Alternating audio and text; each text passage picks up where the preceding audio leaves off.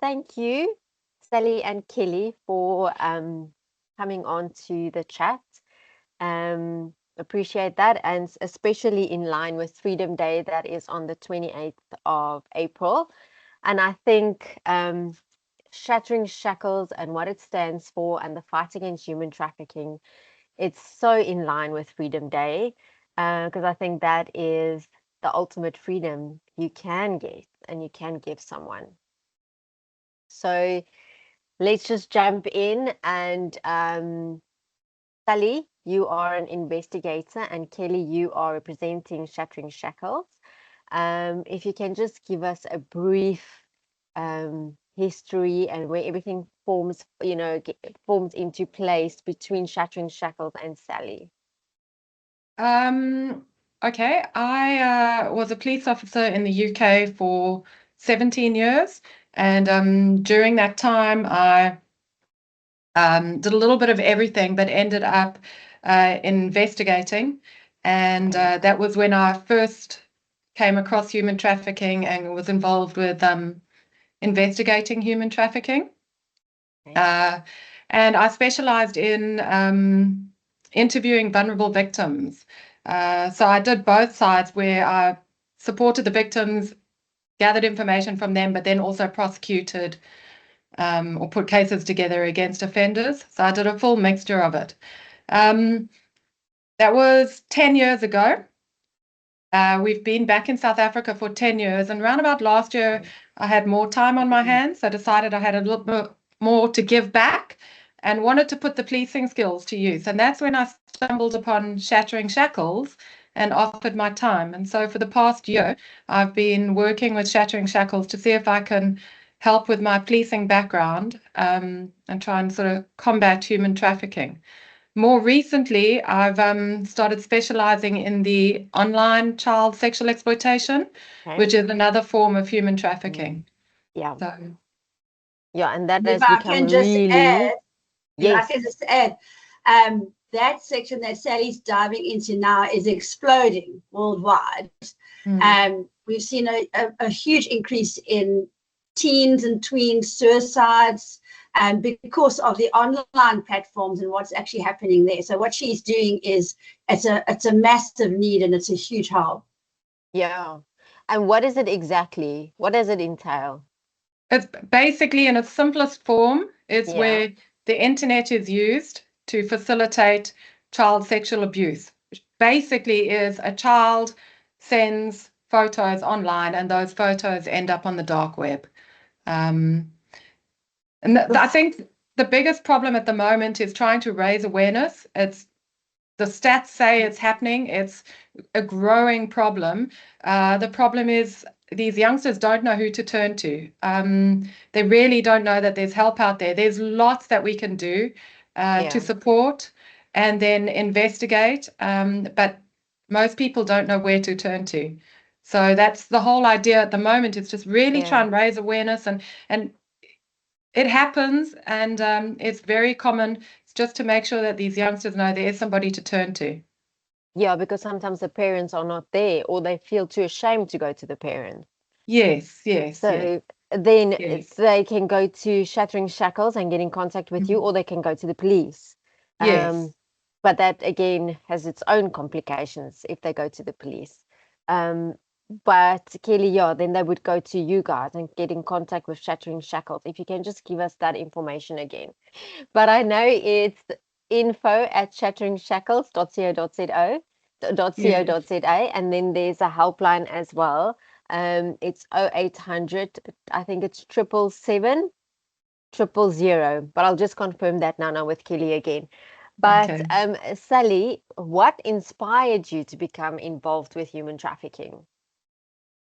I think I saw firsthand when I first became involved in the UK. It was when it was a fairly, I can't say it's new because it's been around for forever, but Yeah, it's sort of it was new to the new to the police where that I was working, and it was sort of that's when we first started delving into it. And it's so sad. It's just it's where you see these youngsters being exploited. yeah, Um, for gain, and they're too young to understand, and by the time they realize what's happening, it's too late, and they're caught up, and it's sad. It's sad. And yeah, that's what, you just want to help. And it's generally children, and vulnerable people that get taken advantage of. So anything that can be done to help, I think, is a worthwhile cause. And how did they identify, someone that they can actually approach, the perpetrators? How did they identify that? Okay, that so if we person? look at specifically the online, which is what sort of I've been focusing on. So it's quite scary how many youngsters are chatting online to people that they've never met before. I was quite horrified. We're currently doing a survey, and I was quite horrified to realize that out of the majority are chatting to somebody online. Now, as parents, we think that our child is under our roof and that they're safe. And we know all youngsters these days are on social media. They're using their phones all the time. But as parents, we don't realize the risks that they are putting themselves at. And like I said, the majority are chatting to somebody online that they don't know. Now, you've got this offender who's out there prowling the social media sites. He's looking. He's waiting for the bite. And he's looking for a young, vulnerable teenager. So to give you an example, let's say, for example, you've got a young girl and she's just been dropped to the B team and she's devastated. She's feeling useless. She's feeling lost. All her friends are in the A team. She's down. He's got his bite. He understands. He tells her what she wants to hear. He maybe says, I know I was dropped from the rugby team last year. I get it. I know. You can talk to me. And then he's got her. Yeah. And then he works her. And he gathers as much information as possible. And she slowly but surely falls in love. He is everything. That person. He trusts. Once he's got the trust. And then slowly but surely. And it's textbook. The cases are all so similar. It's scary. It's that sort of textbook. Yeah. They isolate them. Obviously, the child then wants to spend more and more time online, and less time with family, less time with friends. They start. The offender then finds out information. What school are they at? What friends do they have? What boundaries do the parents put on them with their online? Social media, when are they allowed? They find everything, and then they use it, and they know exactly how to get it out of that person. It's exactly. They don't just start off with that. It's a gradual. They're vulnerable, and they take advantage of that vulnerability. And if I can add, sorry, I know my camera disappeared for a bit a moment ago. I don't know why. But also, it's not even just through chat rooms. We've even seen it, as I'm sure Sally will attest, through gaming, Roblox, all these things. They will come in as a player, as another child. That's a whole different story again. And I mean, that's, you're talking with those games, you're looking at even your tween age group, So it's not even just through social media chatting. They will find any avenue to connect with a child. That's open and not like it's got its security and everything up and running. So and I think that's also they can impersonate a child to befriend your child. Yeah. That's, I mean, the easiest way. But like, what security measures can you put in place, like on your phones or on the gaming scene?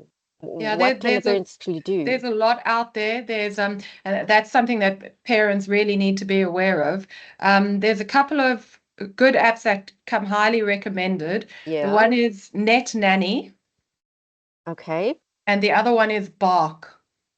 Those are the two main ones. Okay. You do have to pay for both of them. But they do work in South Africa, and you can then manage what access your child has, what sites they've got to, and I think with both of them you can see what's going on online, which is what's important. The other thing from a parent's point of view is they need to talk. They need to make sure. first of all, the parent needs Mm. to understand of the risk.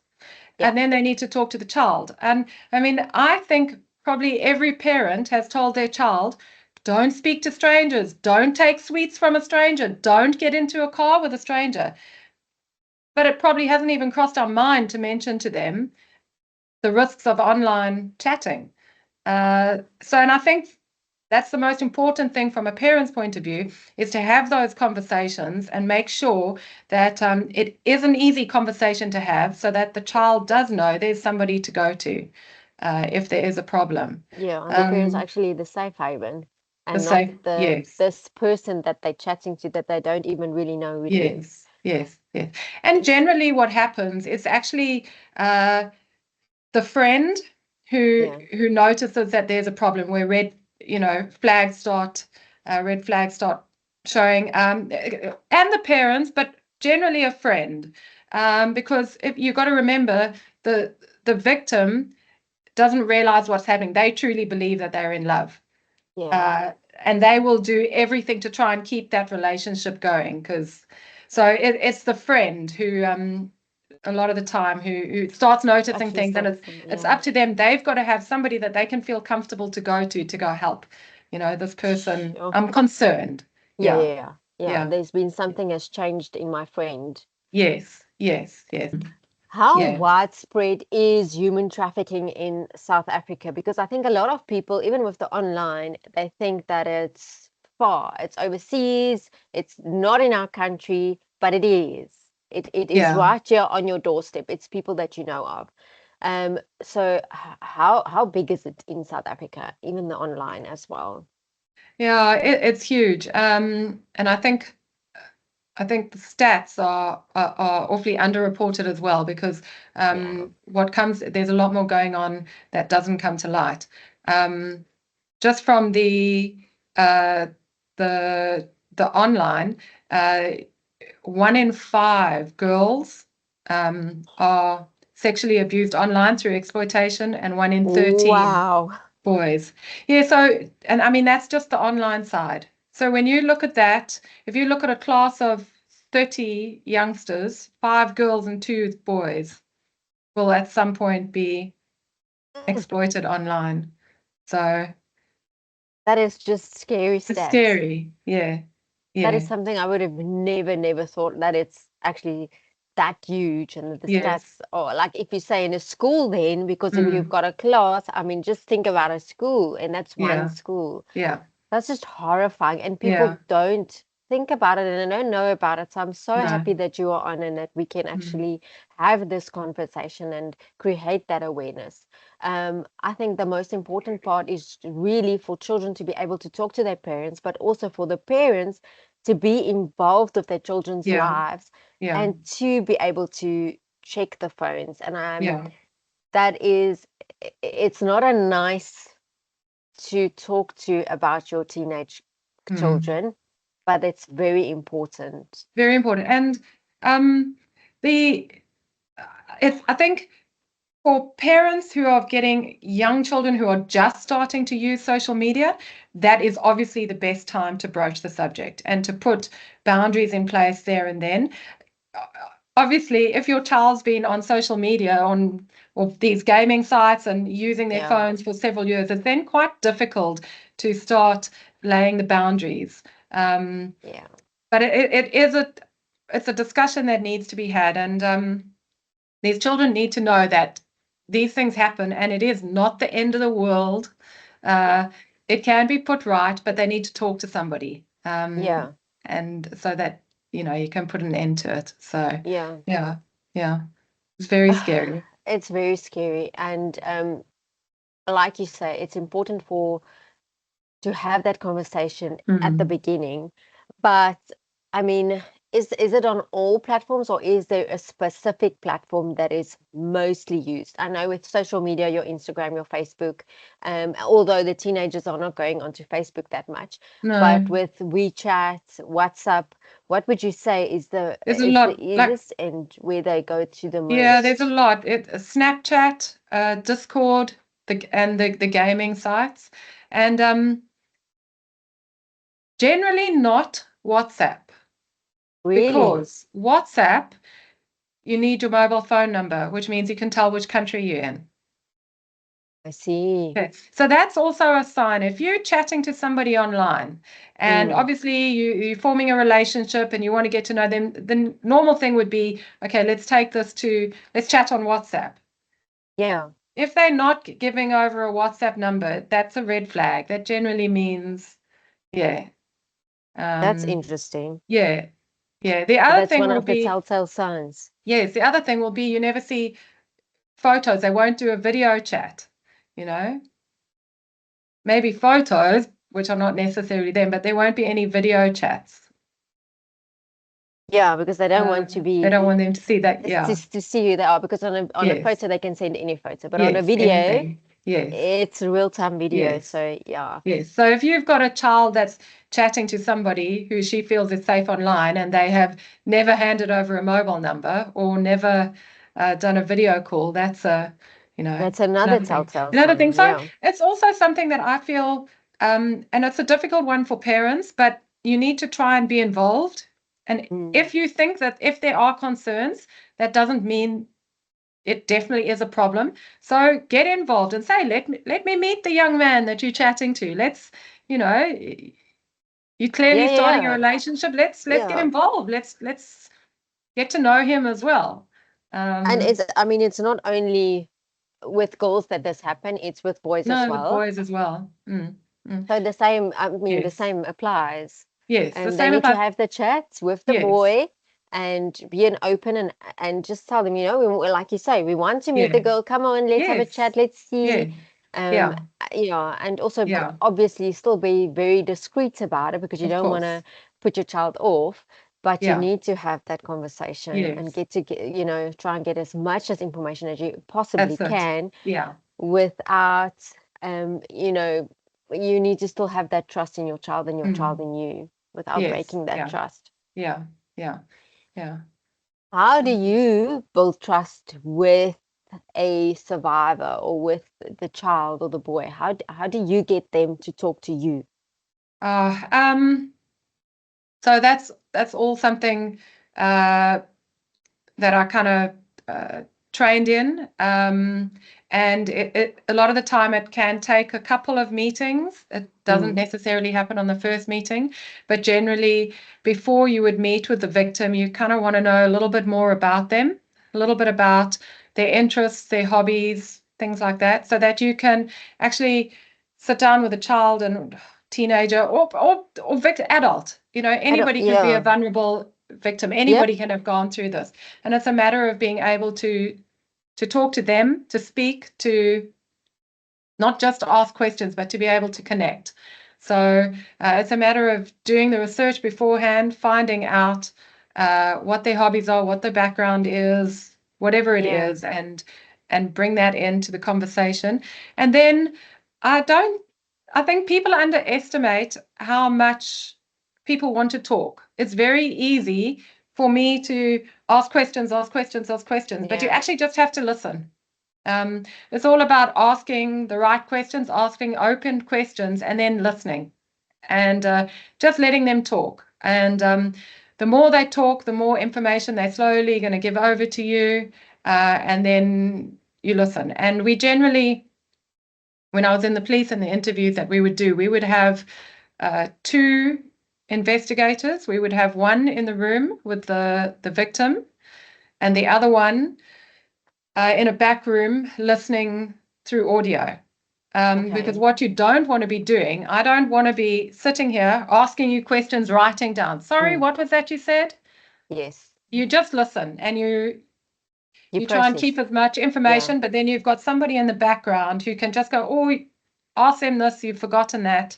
And that's kind of how you do it, just to make them feel comfortable and safe and let them know that they can talk. And like I said, I stress it's not the end of the world. Whatever happens, it really isn't the end of the world. And there's, we've all done stupid things. We've all been through things in life that aren't great, but that's what makes you as a person, and that's what makes you grow, and you get through it with support.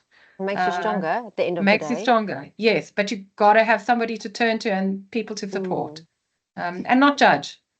Yeah. No, you Yes. can't. Mm. You also still have to build that trust with that person. So Yes. you cannot have that. Yeah. Kelly, please just give us that number. It's Which 0800. 777 222. Sorry, internet. I don't know if my service provider is doing something. It's why I've disappeared every now and again. It just says No, not a so I'm problem. connected. And the email address that they can get hold of you? At me, it's events at shatteringShackles.co.za. If they're Mm. wanting to report anything, though, we do have an email, report at shatteringshackles.co.za. Okay. So if they're wanting to report anything suspicious, or even just if they're going through something, as Sally has said, and they just want to reach out to us, they can email us that way as well, or through the social media, Facebook, Instagram, X. And as Sally said, as I said, we've been seeing a rise in suicide, and I would also just stress, don't look at going that route. There is help. Just reach out, and there will be people that will be there alongside you to hold your hands through whatever we need to go through. But, don't take the alternatives. Reach out, definitely. Thank you, Kelly.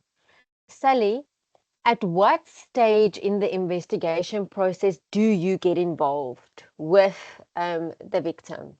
Because obviously it's not just, hello, I'm in trouble. When do you get involved, and where does it Yeah. start? Where does this Yeah. process start? Normally, especially like what I said with the online side, it's generally the friend or the parent Yeah. that will notice it. Let's say it's a friend, and the friend goes to the teacher or the parent. Then you would sit down with the friend, as long as the parents consent to that. Yeah.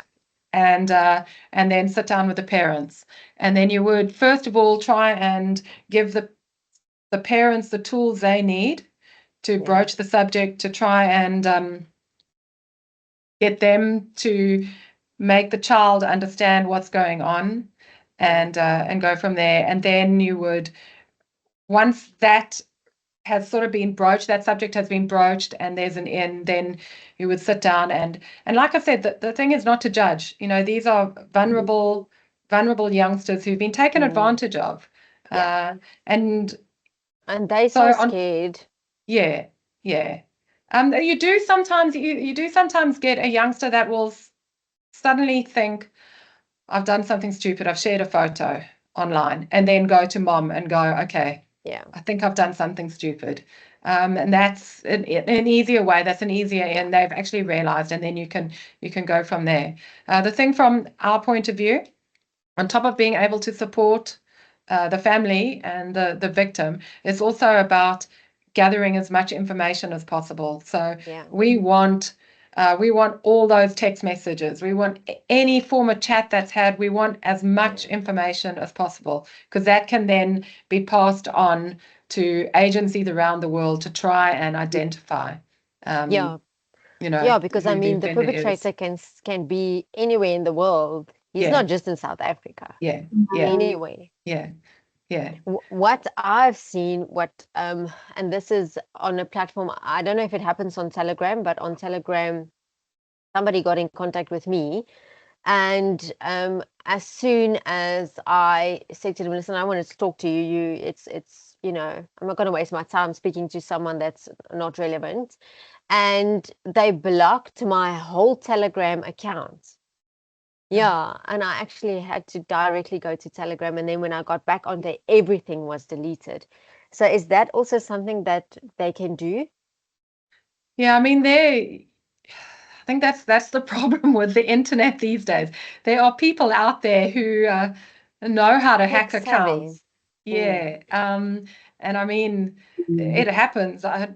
These accounts get hacked daily, and my Facebook account was hacked, and it was stupid. I can't believe that I fell for it, especially coming from a policing background. I should have known better, but they're professionals. They know what they're doing. They know exactly what they're doing. Yeah, and they know your history as well. Yeah, they've done but their they hack homework. anyone. I know someone who has 6 different profiles. because she's been hacked so many times. It's just got all these profiles. Oh, So it's actually Yeah. crazy. word. I do want to correct something. Sorry, because I was still posted after the internet. The helpline number, sorry, in case I said it the wrong way around, it's 0800 222 777. I think I might have said the 777 first. 222 Yeah. 777. Yeah. Just in case I Perfect. said that. Yeah. No, perfect. Thank you, Kelly. What I've also experienced is it's also happens with old people, and Oh, because they are so yeah. vulnerable. Very vulnerable. Yeah. And that's just, I Yeah. mean, who does that? Terrible. No, there's Yeah. no conscience. I feel like people nowadays don't actually have a conscience anymore. I mean, you see a lot of the cases with older people, often it's after their money.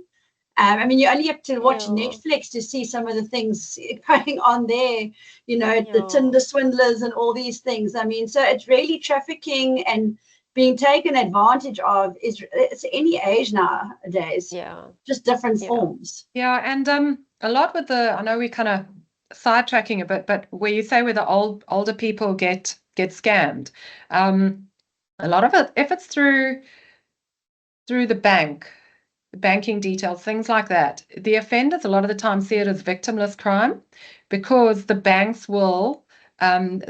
take the hit. So that money True. goes back to the old person. It's the bank that takes the hit. So they see it as victimless.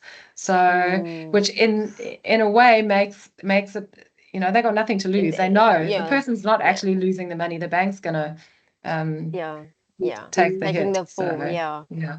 But then mentioning about that Tinder swindler and things like that, I think Yeah. that's also something that parents should realize that these days the majority of adults meet online. That's how Yeah. so why would we think that youngsters aren't going to do the same thing? It makes sense that they're Correct. chatting to strangers online because adults chat to strangers online. It's happening. And Yeah. I think parents shouldn't think that they're going to stop it because that's the way the world is going. World So, is working right now. yes, Yeah. yes. So what you need to make sure is that they know the risks. So, and I like you think say, we've also, seen how many adults get caught. yeah. Yeah, know And the as risk. a parent, you know, you are going to lead by example. Mm.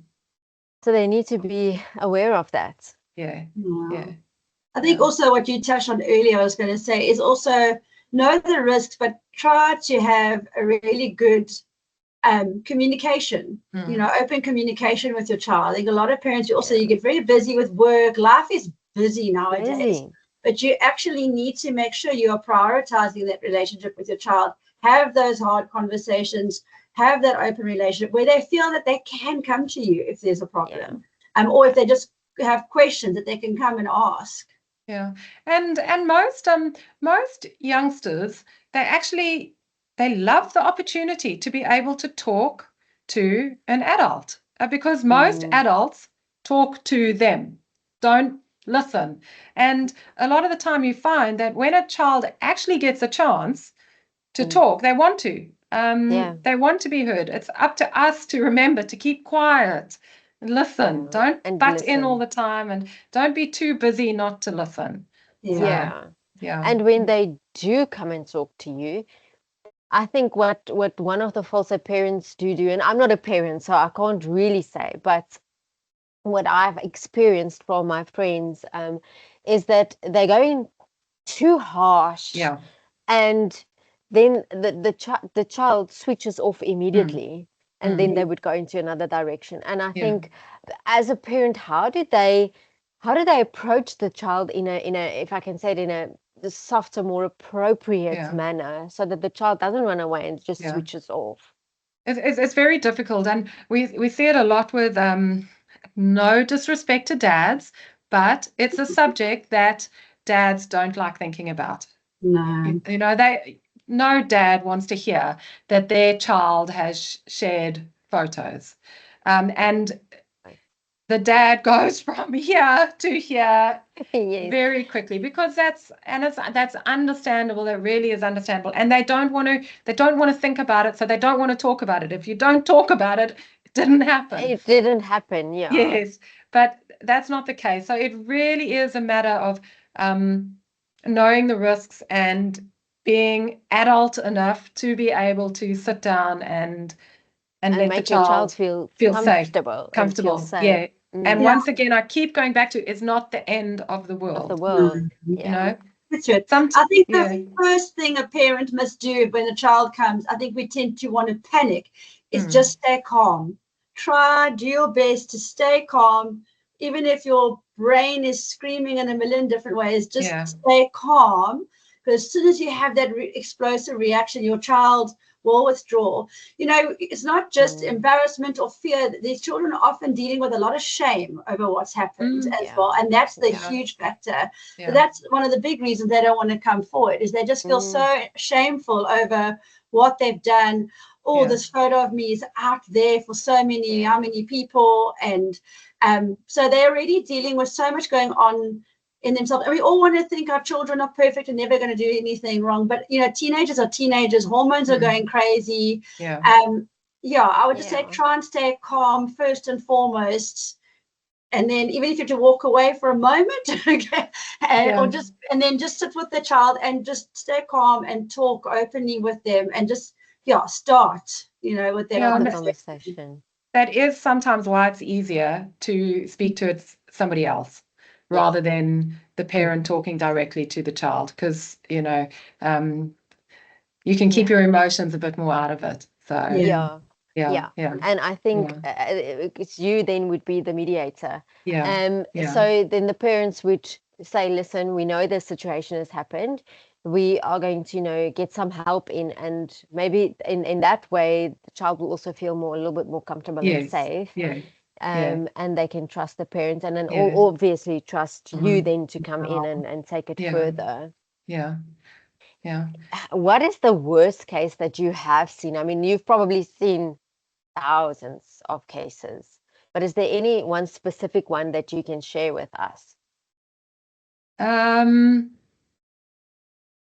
Yeah, like the sad thing is a lot of it is textbook. It goes through the same thing, A, B, C, and D. And you get to the point where they either continue sending photos and the photos get more and more graphic. All of a sudden, your child is taking the phone into the shower with them, the bathroom with them. And then you get, so you've got your offenders that are either doing this to get the photos and the videos, or you get the ones that are eventually working to be able to meet up with that child and then traffic them in the traditional sense of trafficking. So, which is worse? Both are worse. You don't want to, you know, you definitely don't want that person to turn up in real life and take No, that I child. think that's the last thing you want. Yeah. Because at least if it's still online, your child is still with you. Yes. And then this is not something I've dealt with personally, but it's happening a lot. And for me, this is incredibly sad. And this is happening more to your boys, your teenage boys. So the girls, they want the photos, and those photos end up on the dark web. For the boys, they're extorting money from them. So they exactly the same thing. They build a relationship, exactly the same. They gain their trust, and then they get photos, and then they blackmail. By this stage, they know the child's school, they know the child's sports coach, they know the child's parents, and it starts with, let's say, 100 Rand. And then it becomes worse and worse, and that's when these young men end up committing suicide, because they find themselves in a hole that they don't know how to get out of. It's a shame of the photos, and it's becoming money. Which is very, very sad. Very sad. The stats, I was listening to a online webinar the other day, and the stats are horrifying for these teenage boys that have taken their lives. Simply, it's nasty. Very sad. Very sad. We don't hear all of this. We don't, I think the No. public out there is definitely not aware of what's really going on, because we do not hear about these stats. And you don't know, you don't hear about why these children are taking their own lives and Yeah. committing suicide. Yeah. Yeah. That's just so sad. Yeah, and it goes back to your traditional trafficking. They're meeting somebody. It's outside. This online, it happens under your roof. You think your Yeah. child is safe. We don't realize. We think, yeah, they're sitting on their phone. They're chatting Yeah. on their phone. But Yeah. I'm here. Yeah. And it's happening right in front of them. The parents just aren't Yeah. seeing it. They're not So, seeing it, Joe. yeah. Yeah. What are the telltale signs besides that they are not talkative and they don't want to share anything? Is there anything specific in their behavior that changes? Yeah, so obviously the whole idea is to try and isolate them from friends and family. So that's your Yeah. first one, withdrawing from friends, withdrawing from family. The normal sounds like your grades might start slipping. You're less interested in school, you're less interested in anything else around you. Spending more time on the phone, perhaps, or whatever access you've got, whether it be the computer or the iPad. Yeah. Catching the child on social media or on their phones at night after the lights are out. Perhaps suddenly putting their phone away when you walk into the room. Okay. Deleting their history, their things like that. So Going everywhere with the phone, to the bathroom, to the shower, to everywhere. yeah. And those are easy boundaries to put in place when the child first gets a phone. It's a little bit harder to put in place once they've had for a while. But and when I say the warning signs, that sounds so obvious. You think you would pick up on it, but you've got to be child. exactly, and you've got to be aware of what they're up to, and being involved in their life. So Yeah. lights out That's the means bottom lights line. out. You've got to be involved in your child's life. Yeah. And When as you're in we your bedroom, the door stays open. Yeah, and as we Yes. said before as well, like I know we often, if your parents want to be friends with their children, but at this stage, you first and foremost their parents, and people need to remember that.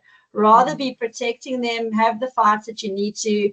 At some stage, they will grow up, and it does all come right. But at this stage, they're so vulnerable. You need to step up and actually be protecting them. Yeah. And I mean, I go back to where, as parents, we'll say, don't take sweets from a stranger. I know when I was growing up, a boy was not allowed in my bedroom. If a boy came to visit, you would. What's different? Now we're letting them sit in their rooms on their phones, chatting to behind a closed door. behind a closed door, So the Basics. basics are still there. We just need to implement them. Yeah. Yeah. Kelly, this is now more to like your, if I can say, your traditional trafficking. Does what a child wear, does that have any implications? Because I mean, if you look now at the children's clothing that they are wearing these days, Yes, I'm horrified when I just look at some of them. I do. I mean, for me, I definitely think it can play a part. You definitely, if I can say, advertising yourselves without realizing it at some point. I know there is fashion and everyone wants to be in fashion, but there's sometimes a fine line between fashion and going a little bit, a little bit too much flesh, if I can say. Yes. So yes, I do think you can catch someone's eye, definitely, by, putting yourself on so much display. I definitely think, I mean, we said obviously mostly in the girls, and I know they're going through insecure times. They want to use their bodies, but there is a danger in that as well. Have a midriff, but maybe just on the jeans, not looking like a bra. I don't know. Yeah. So you're right. You're very right. You're putting everything on show. Yeah, and it's wrong. We should be able to wear whatever we want, but unfortunately can't. It does put you at risk.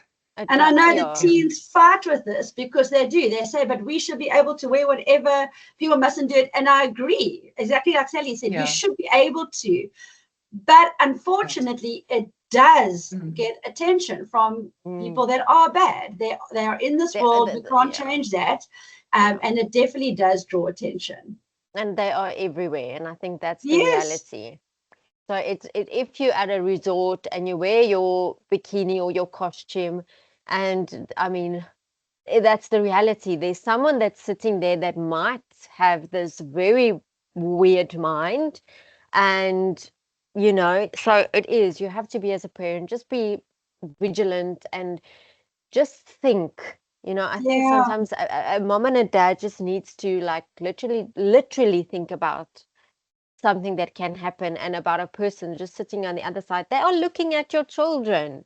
Do you really want them to see them in this way?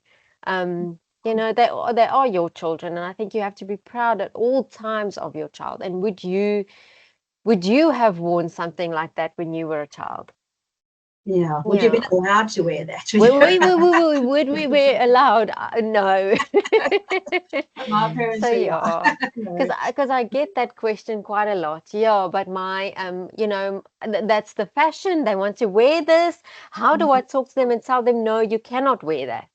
No, it's Because I don't difficult. understand why, and it's And difficult. especially with media and all the people that they follow. You look at all these pop stars, the women, I just Mm, want to, you can be talented and have an amazing voice. I don't understand why you have to dress a certain way if you've got a talent. I'm listening to yeah, your CD. I'm not here because I like yeah, your voice, not because I want yeah, to see you yeah. wearing no clothing. So I think it would be great if some famous people would realize the influence they have They actually have, on, Yeah. yeah. They on are role the models. generation. This is our next Mm, generation, and they're so targeted, and none of that helps.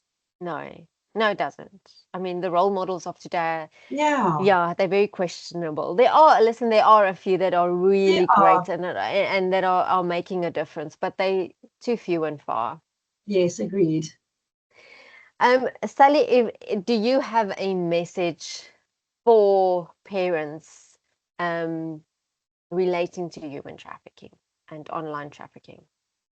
I think they need to realize that it is happening. It's Mhm. happening. It's part of life today. And the most important message I could give to parents is keep your eyes open, and don't let your get to the stage where your child becomes a victim of human trafficking or online exploitation.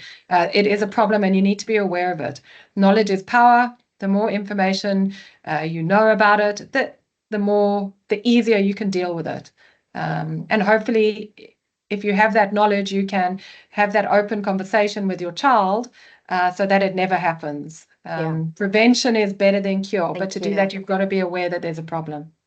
Yeah, Yeah, if I can add on, we've seen in countries where the people have decided to educate themselves and step up, there's a big difference in how they are tackling human trafficking versus in countries where people just want to put their heads in the sand.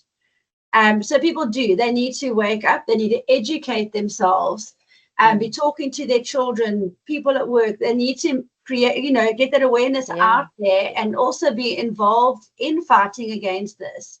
There's a big difference when the community rises up together versus when mm. it does not. But Kelly, I mean, we know how difficult it is to get into schools. Yes. Um, how can you get the community to back us, and to really, like, we can go to schools, we can get involved in a community and do talks, and it's such a struggle to get in there. Yes. Give me No, look, any tips?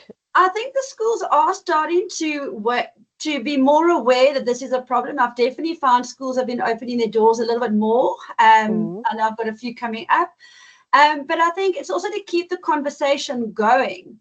It's not to yeah, go and talk at a school and then, the children that's can the just end. put it behind them. Mm, You need to keep the conversation going. And it's not just at schools. I mean, I'm talking at a ladies' tea coming up.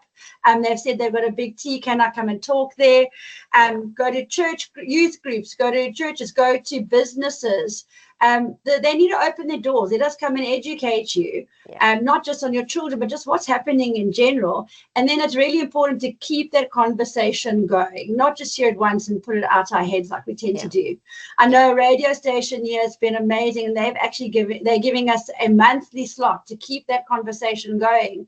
in the Eastern Cape, just so that people Well can get done. updates on what's going, because you need to Yeah. have it in your ear all the time. All the time. Otherwise, we get caught up with life, and all those kind of things get put behind us. Get lost. It needs to actually be a constant reminder of what's happening. Sally, Kelly, do you have a message for Freedom Day? I'll leave that for Kelly. Your card here. For Freedom Day, that's on Sunday. Well, you're airing this today. Yeah. um, I'm going to air it on Freedom Day. On Freedom Day. My message would be, what would I say, from a trafficking side? I would just firstly say a big thank you to you and to everyone who is opening their doors, opening their hearts to what's happening in our country, in our world, when it comes to human trafficking. We're talking about Freedom Day, and there are so many people who are not free, that they are caught up in what we refer to as modern day slavery. For us, it is modern day slavery, whether they are stuck in a field being made to do, forced labor, whether they are in someone's basement being sexually exploited. There's just so many different forms of human trafficking. And just for this Freedom Day, I would want to say, remember those people. And I would love us as a community, as a country, to actually rise up and fight against the modern day slavery that is happening. That would be my message. Thank you, Kelly. Yeah, thank you, Kelly. Sally, do you have anything to add? I'll just finish on what Kelly said. Freedom is a human right, and we're all entitled to it. And we've got to make sure that if we can do anything to make sure that people are free, then it's worthwhile. Yeah. So, yeah, there's so many forms of freedom, and especially with the history of our country. But I think this is the ultimate freedom, is getting free of being shackled and being trafficked.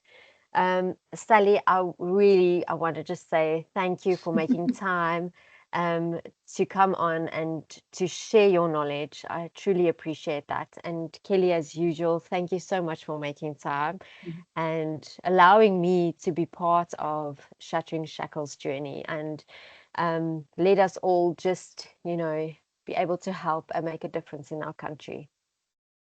Thank you so much. Thank you. Thank you.